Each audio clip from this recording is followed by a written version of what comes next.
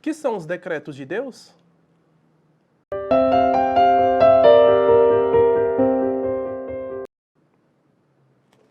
Resposta.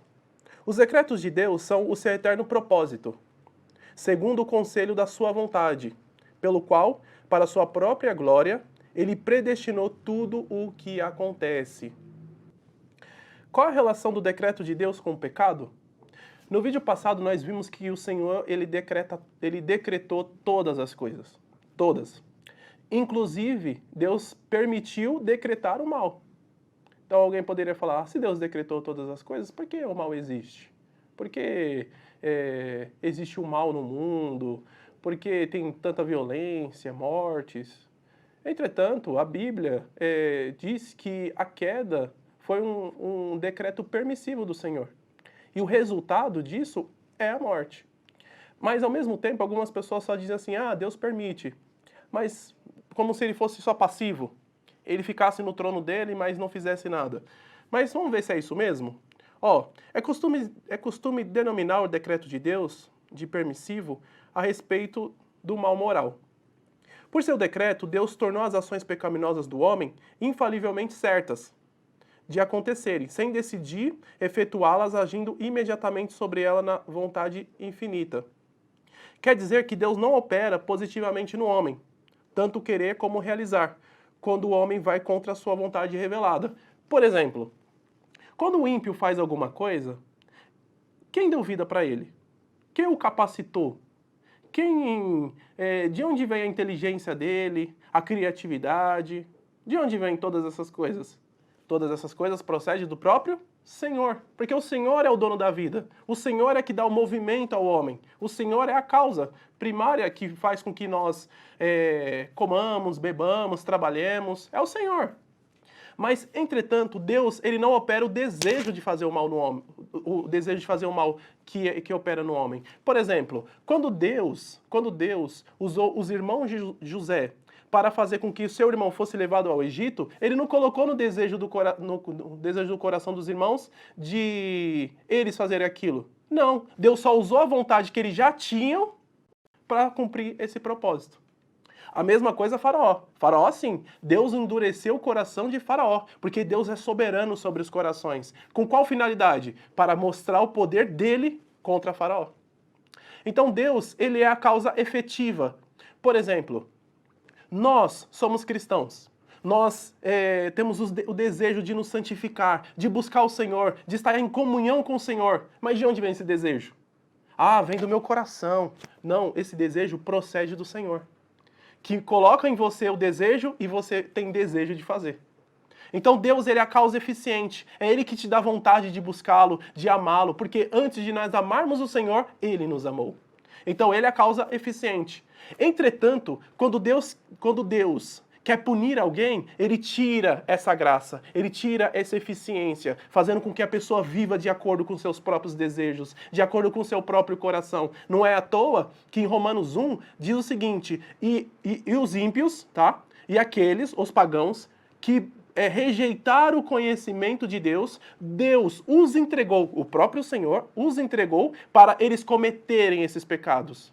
Ou seja, por eles negarem o conhecimento do próprio Deus, Deus tira o freio do coração e faz com que eles vivam segundo o seu próprio coração.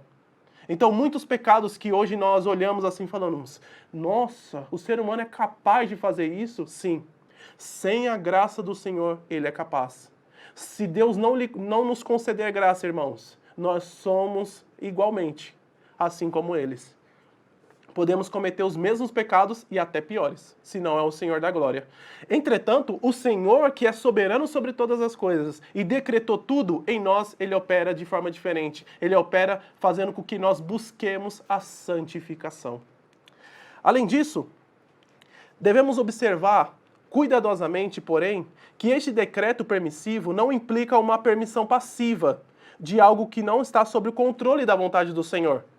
Irmãos, tudo o que acontece, seja bom ou seja ruim, está sob o controle do Senhor. Tanto faz. Seja algo bom ou seja algo ruim. Deus está no controle de todas as coisas. E isso é um consolo para nós. E isso é um consolo para nós que amamos o Senhor.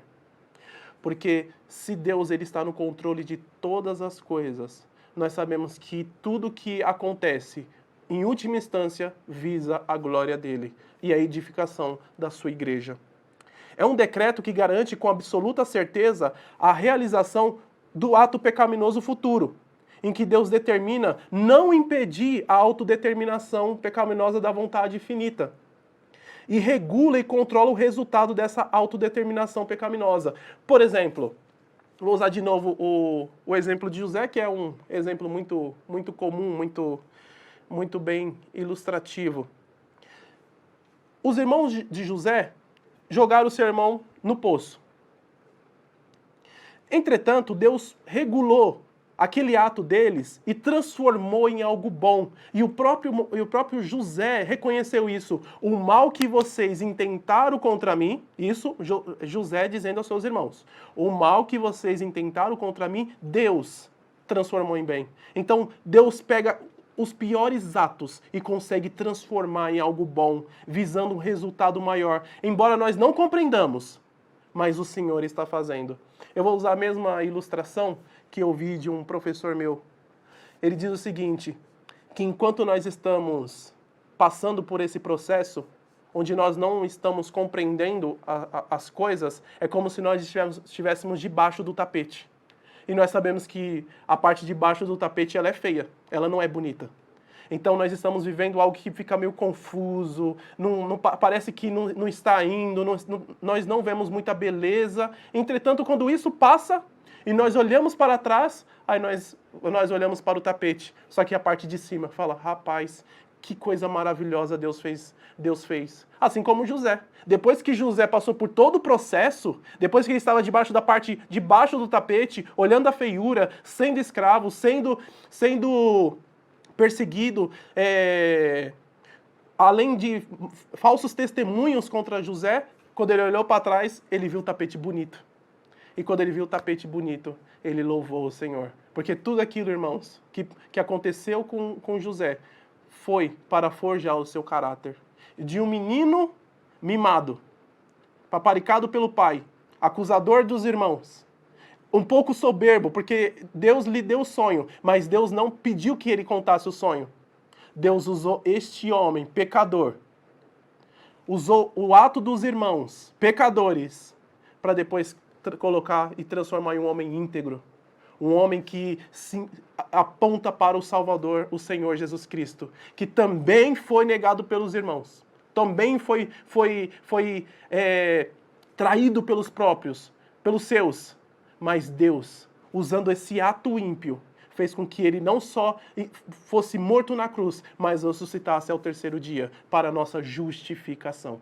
Então Deus é maravilhoso, porque os atos que nós olhamos assim, nossa, olha o que está acontecendo, olha o que acontece, olha a Cracolândia, como o pessoal está ali na droga, olha o Brasil é um país corrupto e Deus parece que não está fazendo nada. Deus usa todas essas coisas para um fim muito maior que nós não compreendamos. Mas quando nós olharmos para trás, nós veremos aquele tapete lindo e maravilhoso e nós glorificaremos o nome do Senhor. Portanto, descanse e saiba que todas as coisas, todas, seja atos bons ou maus, estão sob o controle do Senhor. Que Deus abençoe, divulgue esse vídeo, inscreva-se no canal, dê like, compartilhe, abençoe também aos outros e que Deus abençoe.